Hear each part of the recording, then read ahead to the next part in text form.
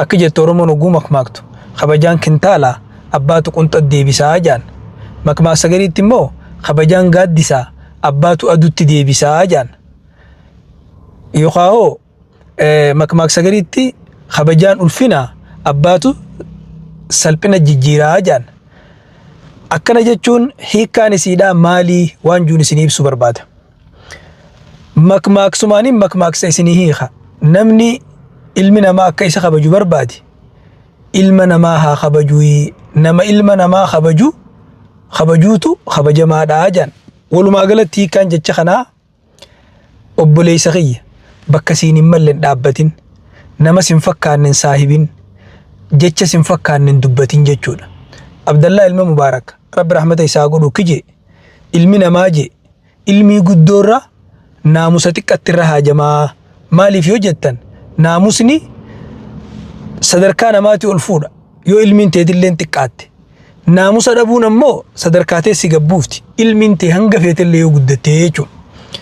Kanaafuu waa'ee kabajaatii wajjii wal qabsiisee nabiin keenyaas alayhi salaatu wassalaam akkana jedha laysa minnaa man lam yarham saghiiranaa wa yuwaqqir kabiiranaa keenyaa miti namni xiqqaa keenyaa rahmatan goone ka guddaa keenyan kabanyee akkana jechuun nama guddaa kabaje ka xiqqaaf rifate nama hundaatu isa kabajaa jechuu hiikaan isaa maaliif yoo jettan kabajaatu dureeysan beeytu hiyyeeysan beeytu amala gaarii qofa beeytii jechuu. Kanaafuu waa kabajaadha kabajuu kabajamuu kabajamuuf kabajjeeti uf kabajjeeti nama kabajja nama kabajju namni si kabajaa jechuu. Nama tokko eenyummaa isaa yoo baruu barbaadde haga inni nama kabajurraa baruu ni dandeessa. Afaan Arabaattis akka jaan laysa al-aziimu man yuhaab bal man yuhtaram jaan guddaa miti namni sodaatamu gudda jechuun nama kabajamuu jaan. Kanaaf obboleessa kiyya obboleettii tiyya irra bareedaan waan ilmi namaa qalbii ilma namaa keessatti horatu kabajaadha.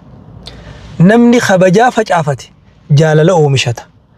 Kabajaan riqicha yookaan dildila jaalala qalbii namaatti ceetuuni. Akka jaan afaan Arabaatti al-ihtiraamu shajaratun juzuuruha at-tawaadu' wa aghsaanuha husnul khuluq wa thamaratuha al-mahabba jaan. Kabajaan muka tokko kan hundeen isaa uf gadi qabuudha kan dameen isaa haala toluudha kan firiin inni dhalu jaalalaatii jaan. Gaafa kabajaa facaafatte jaalala murattaa jechuudha. Jaalalaa fi kabajaan waan ilma namaa xiqqaa fi guddaaf dhiiraa fi dubartiif akkaan barbaachisuudha. Jaalalti kabajaan bira hin jirre hin turtu. Akkasuma ammas kabajaan jaalalti bira hin jirre laaftuudha yookaan foorjiiki jaalala dhugaatii miti. Hoogganuufis barsiisuufis bulchuufis wahuma cufaafuu barbaachisaan bu'urri hooggansa milkaawaadha kabajaadha. Nama kabajuun nama kabajuudhaan waan humnaan jaaruu hin dandeenye kabajaa qofaan jaarrachuu dandeessa. Maaliif yoo jette kabajaan afaan ilmi namaa hundinuu hubatuudha jechuudha. Kanaafuu kabajiitii kabajami. Of kabajii namni si kabajaa. Nama kabajii namni si kabajaa. Yoo of kabajje namni si kabajaa. Salaamu alaykum wa rahmatullahi wa barakatuh.